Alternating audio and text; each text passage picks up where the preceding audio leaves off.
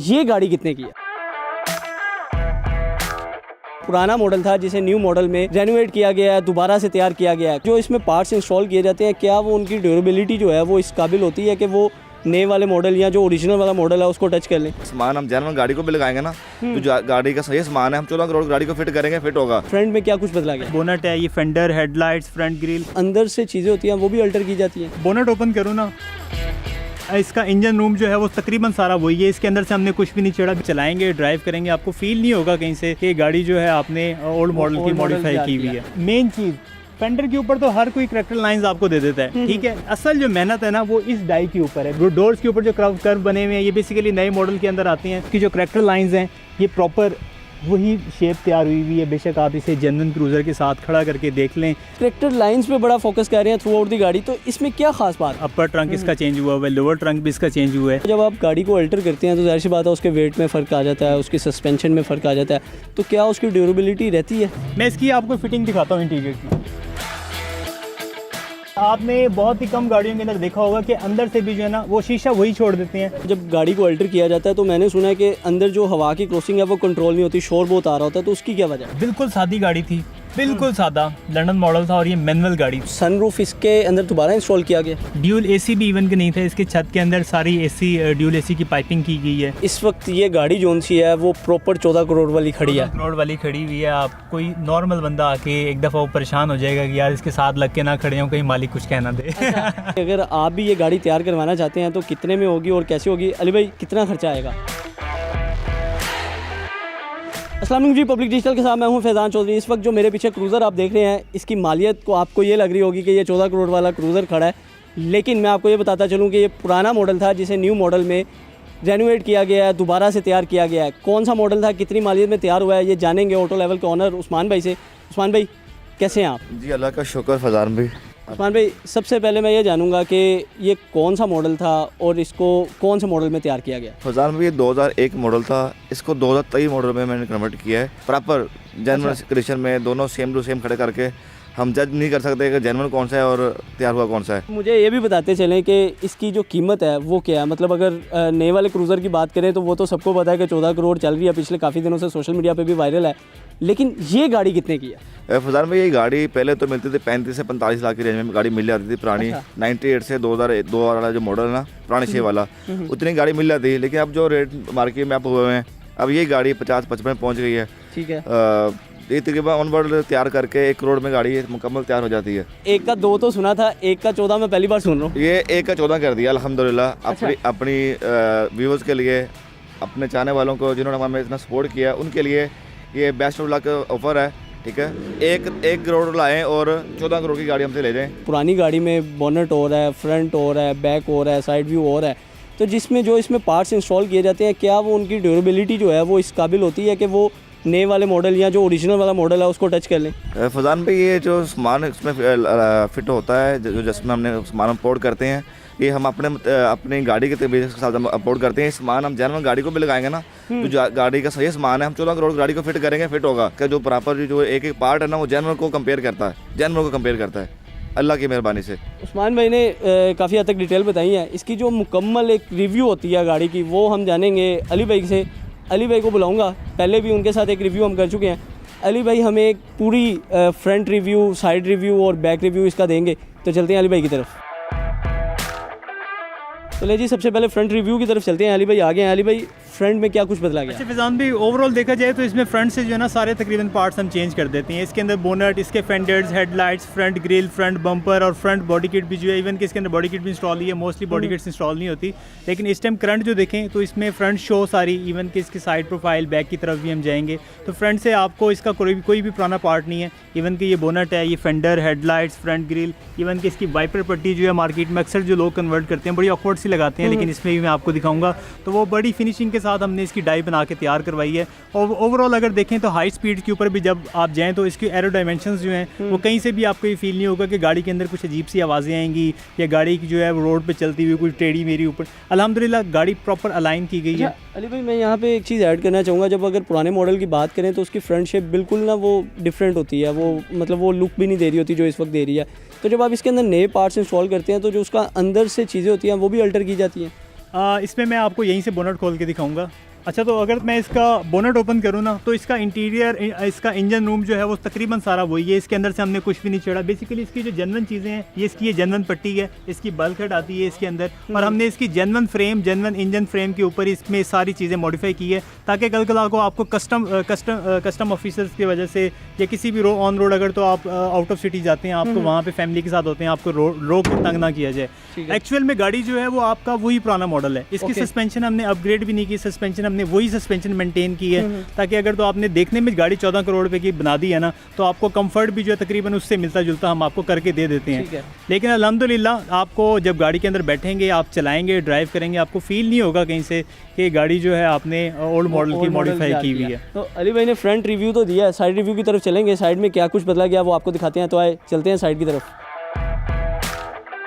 अच्छा, बेसिकली इसके रिम्स की अगर मैं बात करूँ ना, तो इसमें सबसे ज़्यादा एक्सपेंसिव रिम्स इंस्टॉल किए हुए हैं। जो इस मॉडल में अपने आए थे ना, हमें चाइनीज़ में वो भी मिल रहे थे और बड़ी लो कॉस्ट के ऊपर मिल रहे थे। लेकिन उसके अंदर रोड ग्रिप आपको, हाई स्पीड के ऊपर आपको एक्चुअल में रोड ग्रिप नहीं मिलती। बट ये जो रिम्स इंस्टॉल हुए हैं, ये 2021 के LX 570 के जेन्युइन अलॉय व्हील्स 21 इंचेस के इंस्टॉल हुए हैं। ओवरऑल देखा जाए तो फेंडर बेस पे आपने देखा है बिल्कुल प्रॉपर इसकी स्पेस जो है, जितने रिम्स के ऊपर फेंडर्स के साथ प्रॉपर स्पेस के अंदर है।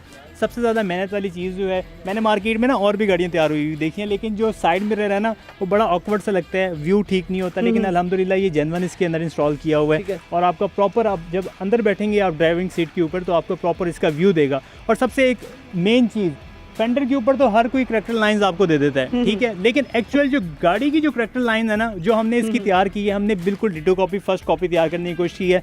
ये बेसिकली जो करैक्टर लाइन है, ये आपको जब फेंडर परचेज करते हैं न्यू, तो आपको मिल जाता है, ठीक है। लेकिन असल जो मेहनत है ना, वो इस डाई के ऊपर है। बेसिकली इसके पूरे प्रॉपर कर्व, ये जो है डोर्स के ऊपर जो कर्व बने हुए हैं, ये बेसिकली नए मॉडल के अंदर आते हैं। लोअर डोर्स की और क्वार्टर फेंडर की बात करें तो इसकी जो करैक्टर लाइंस हैं, ये प्रॉपर वही शेप तैयार हुई है। बेशक आप इसे जेन्युइन क्रूज़र के साथ खड़ा करके देख लें। हमारा कहना ये है कि हमने ये फ़र्स्ट कॉपी तैयार की है, आप बेशक इसे किसी भी गाड़ी के साथ लेके खड़ा कर लें।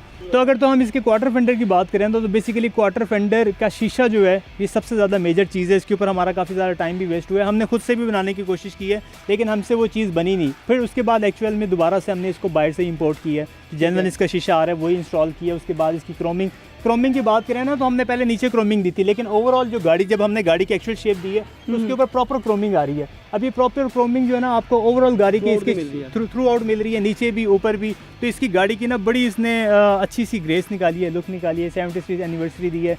क्वार्टर फेंडर, कुछ लोग कहते हैं कि यार ओल्ड मॉडल जब गाड़ियाँ तैयार हो जाती हैं तो क्वार्टर फेंडर आप लोग तैयार नहीं करते। ये क्वार्टर फेंडर तैयार हुआ है। इसमें बेसिकली आप LC 300 का तैयार करवा लें या हमसे LC 200 का तैयार करवा लें, तो प्रॉपर हम आपको क्वार्टर फेंडर जितना जेन्युइन क्रूज़र का एक्सटेंड हुआ है उतना एक्सटेंड करके देंगे।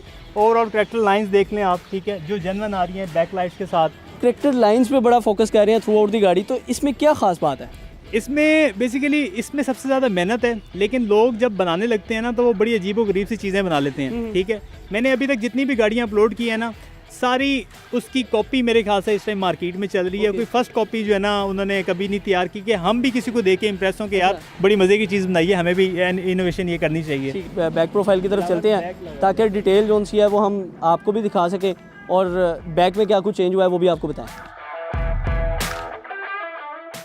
चलिए जी, इस वक्त आपको गाड़ी की जो बैक प्रोफाइल है वो दिखाने जा रहे हैं। अली भाई, बैक प्रोफाइल में क्या कुछ बतला गया? बेसिकली बैक प्रोफाइल में इन मॉडल्स में तकरीबन सारी बैक चेंज हो जाती है। अपर ट्रंक इसका चेंज हुआ है, लोअर ट्रंक भी इसका चेंज हुआ है, ये LC 300 का ही चेंज हुआ है। और इसमें बैकलाइट्स भी बेसिकली हमने इंस्टॉल की हैं। ट्रंक के अंदर तो इंस्टॉल आती हैं, लेकिन अगर तो इसकी बात करें तो फिनिशिंग आप देख सकते हैं इसके जेन्युइन क्वार्टर फेंडर के अंदर ही इंस्टॉल की है हमने। बैक बम्पर इंस्टॉल किया है, जो कि प्रॉपर इंस्टॉल हुआ है। नीचे देखें तो नीचे बड़ी प्यारी सी इसकी बम्पर के अंदर ही क्रोमिंग आ रही है, और साथ ही बॉडी किट जो है इसी मॉडल की इंस्टॉल हुई है।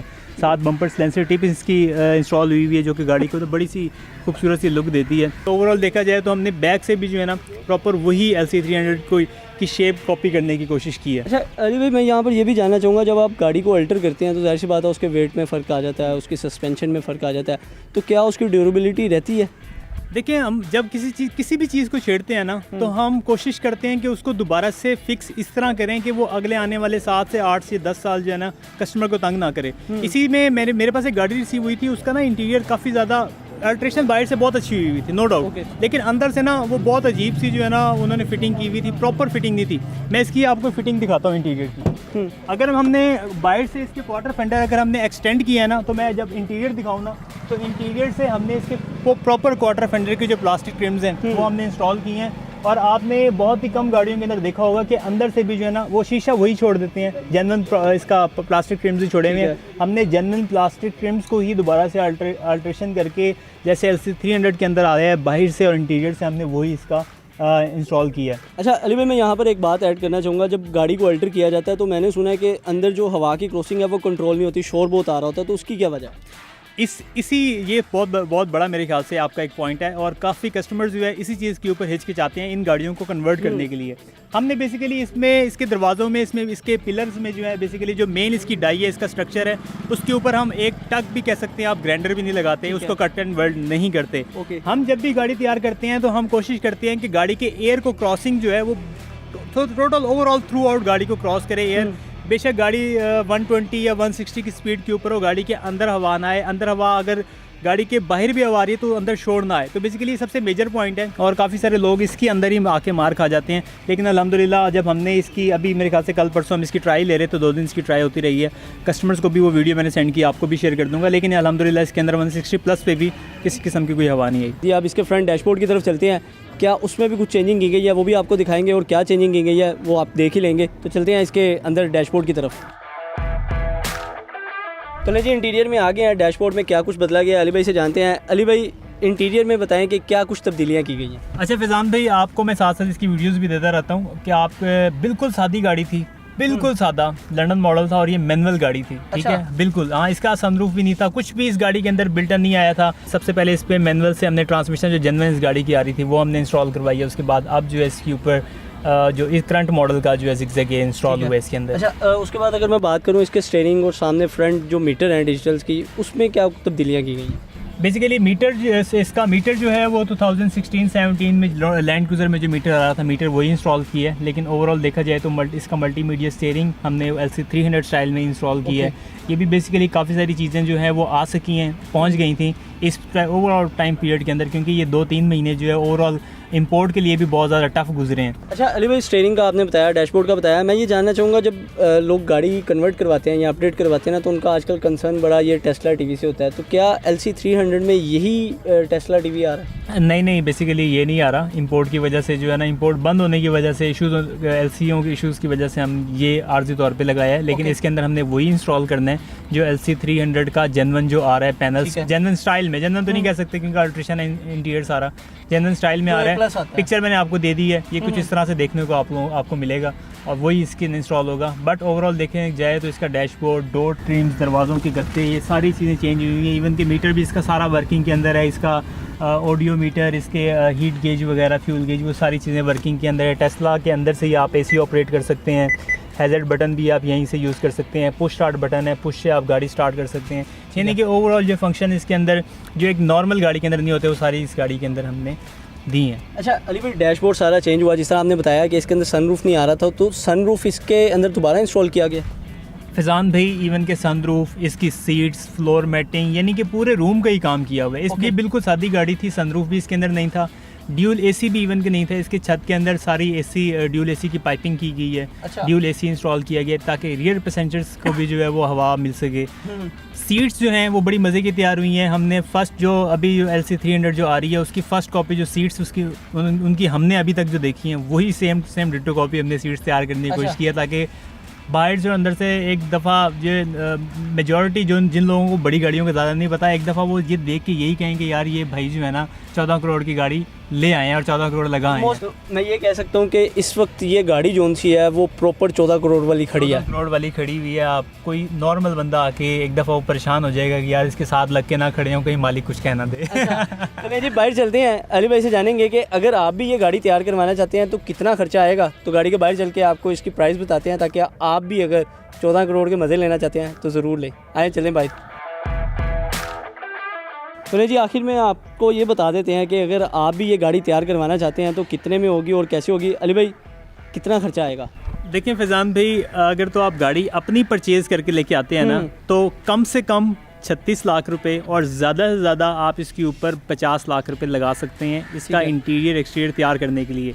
किसी कस्टमर का कम बजट है तो उसका बिल उसका पैकेज जो है वो उसी हिसाब से कस्टमाइज़ करके 35 से 36 लाख तक इस मॉडल के लिए इंटीरियर एक्सटीरियर का। और मैक्सिमम बहुत ही अच्छी बेसिक ये वाली गाड़ियाँ जो हैं इस कंडीशन के अंदर तकरीबन 48 से 52 के दरमियान ये गाड़ियाँ तैयार हो जाती हैं। मतलब हम ये कह सकते हैं कि अगर किसी ने 14 करोड़ के मज़े लेने हैं तो वो 50 लाख रुपया खर्चा कर ले। हाँ, तकरीबन 35 से 50 के दरमियान अपना माइंड रखे।